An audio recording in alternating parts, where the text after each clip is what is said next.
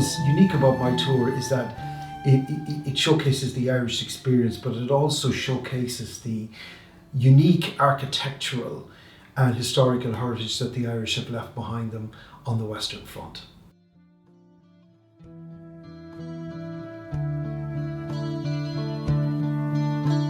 Well, I think my tour is based on my book, For Wherever the Firing Line Extends, which was published in 2016, which is a sort of part historical memoir and it's part a tour guide, and it demonstrates, it catalogues all the major memorials to the Irish on the Western Front, like the Ulster Tower, like the Island of Ireland Peace Park, like the Celtic Crosses at Veitsgata and at Guillemot, and there are 23 memorials in question to the Irish experience of the First World War on the Western Front.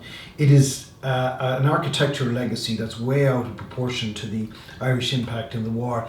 And it's almost when you come abroad that you actually see the real history of Ireland. This is the real history of Ireland.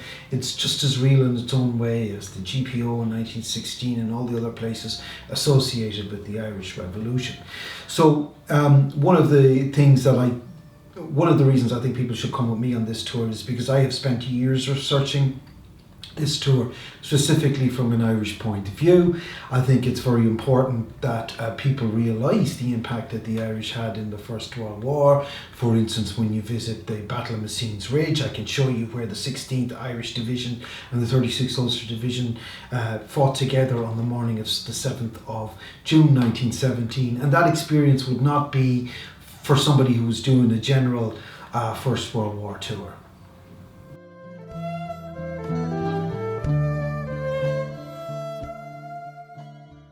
I have found that everybody who's come on the tour with me, whether they were interested in the beginning or not, are interested by the end. It's hard not to be moved by what you see when you understand the scale of death.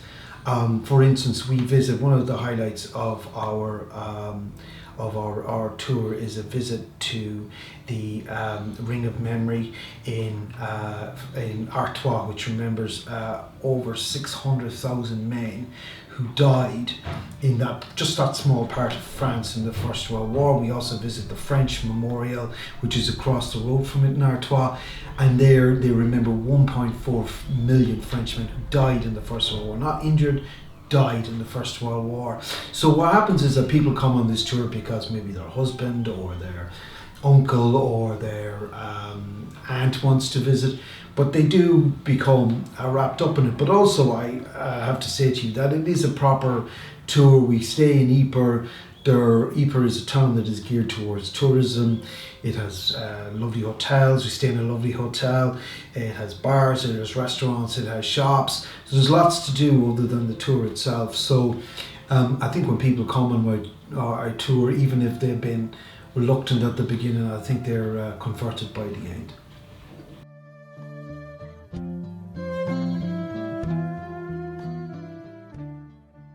Another special memory for me is every year we visit Le Pili, which commemorates the Battle of Le Pili, which happened in October 1914, when when soldiers from the Royal Irish Regiment, which were based in the southeast of Ireland, were slaughtered there. And that memorial is relatively new. It was only unveiled in 2018, and every year we are greeted by local townspeople and by the children of the school there, who come out to meet our Irish guests, and it shows the link between France and Ireland.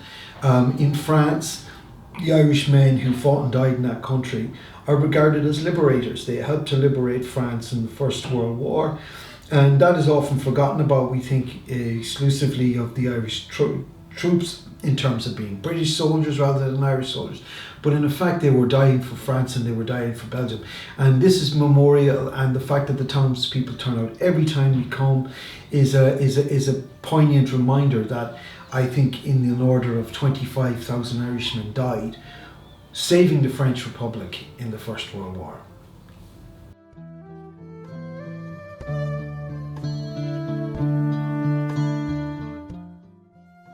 I think the best way to prepare for this tour is to read my book, which it's based on. I wrote my book in 2016. It's a history of the Irish experience on the Western Front, told through the memorials that we visit on the tour.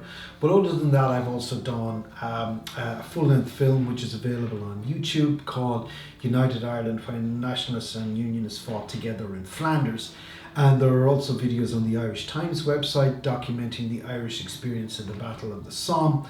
So there are all those. But generally speaking, I think people will get the most out of their experience if they read about the First World War in advance. I think the best and most readable one-volume history of the First World War is John Keegan's book called The First World War.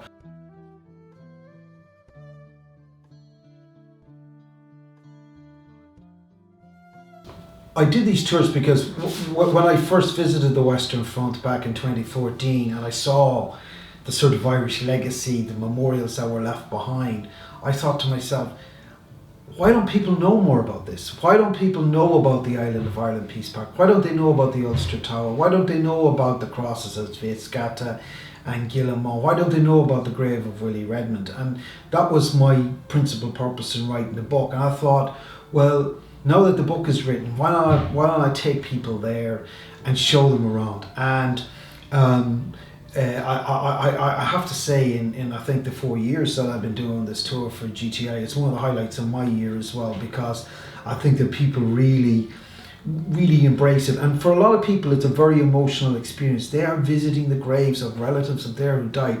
This isn't a faraway event for them. This is their great uncle or their grandfather or their great grandfathers. So I have seen people who have been very emotional doing my tour, and I that to me makes it really worthwhile.